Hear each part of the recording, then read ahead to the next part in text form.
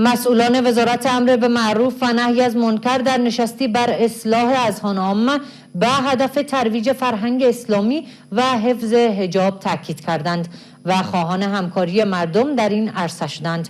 مسئولان این وزارت میگویند که کشورهای غرب به ویژه آمریکا طی 20 سال حضور در افغانستان تأثیر روی فرهنگ کشور نیز گذاشته است.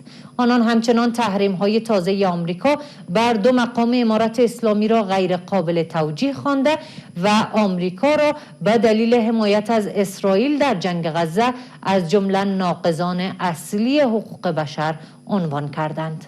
وزارت امر به معروف و نهی از منکر نشست فرهنگی و ادبی را با حضور شماری از عالمان دین و شهروندان کشور به هدف اصلاح اذهان عامه در کابل برگزار کرد. مسئولان این وزارت با تاکید بر ترویج فرهنگ اسلامی و رعایت حجاب از شهروندان خواستند که در این عرصه وزارت امر به معروف را همکاری کنند. دا د مسلمان کار دی، دا د مسلمان کورنۍ کار دی. هوټلونو والا دې همکاري وکړي، په هوټلونو کې دې بې حجابه ښځې نه پرېږدي. تالارونو والا دې همکاري وکړي چې عروسي تالارونو کې دې بې حجابه ښځې نه پرېږدي. او همدارنګه دکانداران دې همکاري وکړي، بې حجابه بې پردې ښځه راغله ورته چې سودا نه درکوم لاړه شه، حجاب وکړه بیرې شه، ته مسلمانه یې.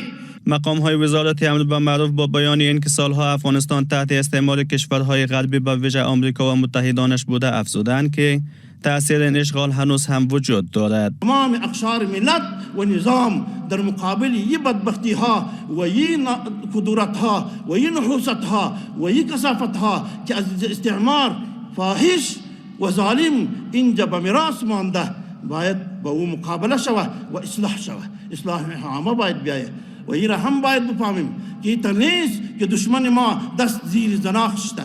لکه په اسلامي او فکري تهذیب مهذبه ټولنه رامنځته کول، د اسلامي احکامو په رڼا کې د ټولنې فکري سمون او په احسنه طریقه د منکراتو مخنیوی، لکه د ښځو د جبري نکاح مخنیوی.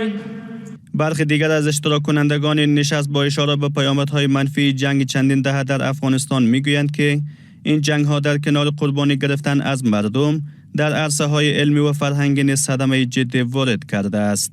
زخمون برداشت، شهادتون برداشت، خسارتون برداشت.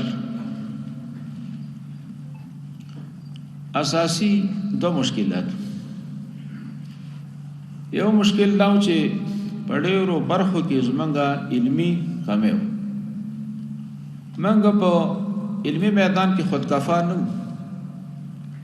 تاسو وګورئ د نورو هیوادونو سره افغانستان مقایسه کړئ، په نظامی ډګر کې مقایسه کړئ، په سیاسي ډګر کې مقایسه کړئ، په اقتصادي ډګر کې مقایسه کړئ. در این نشست بر تحریم های تازه آمریکا بر خالد حنفی سرپرست وزارت امر به معروف و نهی از منکر و فریدالدین محمود رئیس اکادمی علوم نیز اشاره شد و آن را غیر اصولی عنوان کردند. چې نن سبا دا خلک کم لګیاو د دنیا د حقوق بشر په نامه باندې هغې لګېږي.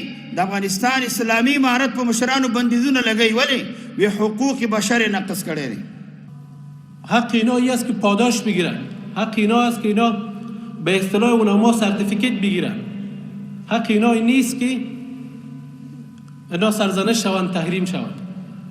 در این روزا که اینا مسائل را پخش کردن از جناب وزیر صاحب یاد کردن که اینا مثلا تحریم آوردن، ما برای شما ایران میگه که اینا علمو عمل شیطانی خود به خاطر شخصیت کشی. با تازگی وزارت خزانه داری آمریکا در 75مین سالگرد اعلامیه جهانی حقوق بشر 20 نفر را در 9 کشور به دلیل نقض حقوق بشر تحریم کرد که در این فهرست نام 2 مقام امارت اسلامی نیز وجود دارد. ذبیح الله مجاهد سخنگوی امارت اسلامی با نکوهش این تحریم ها آمریکا را به دلیل حمایت از اسرائیل ناقضان اصلی حقوق بشر دانسته و گفت که این تحریم ها از جانب آمریکا غیر منطقی است. رئیس